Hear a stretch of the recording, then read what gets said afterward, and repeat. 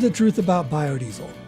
Both petroleum-based diesel and soy-based biodiesel will get you from point A to point B. We all know that.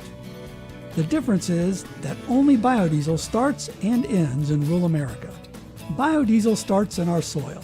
Soybean oil, the primary feedstock for biodiesel, comes from soybeans grown right here by America's farmers.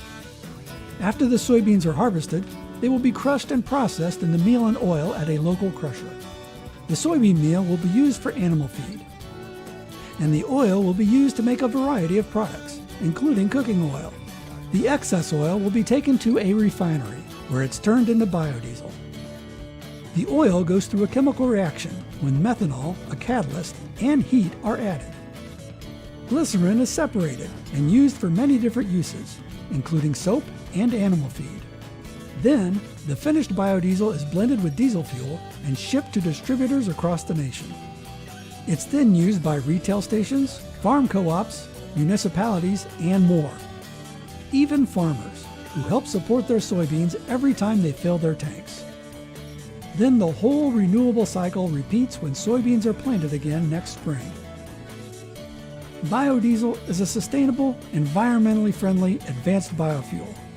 Good for farmers, good for local economies, good for America. Learn more about biodiesel at biodiesel.org.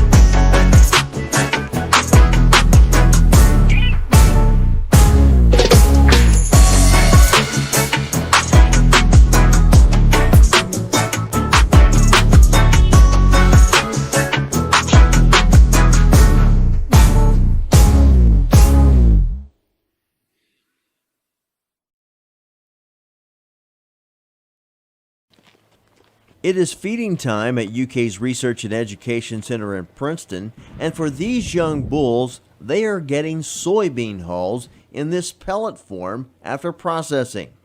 Up until 1996, soy hulls weren't used as a feed for cattle, but UK researchers discovered soy hulls are a high-fiber, low-starch content, which are very good for beef cattle. And we showed then that because of the high fiber content, which was highly digestible fiber, and the low starch content, that they were very good feed for cattle, and a feed that's very safe, not like corn that because of the starch cattle might founder on, but they're very safe and cattle like them. Roy Burra says now all soybean hulls produced in Kentucky are used for cattle feed. Prior to 1996, all soybean hulls in Kentucky were put on a barge and shipped overseas for processing.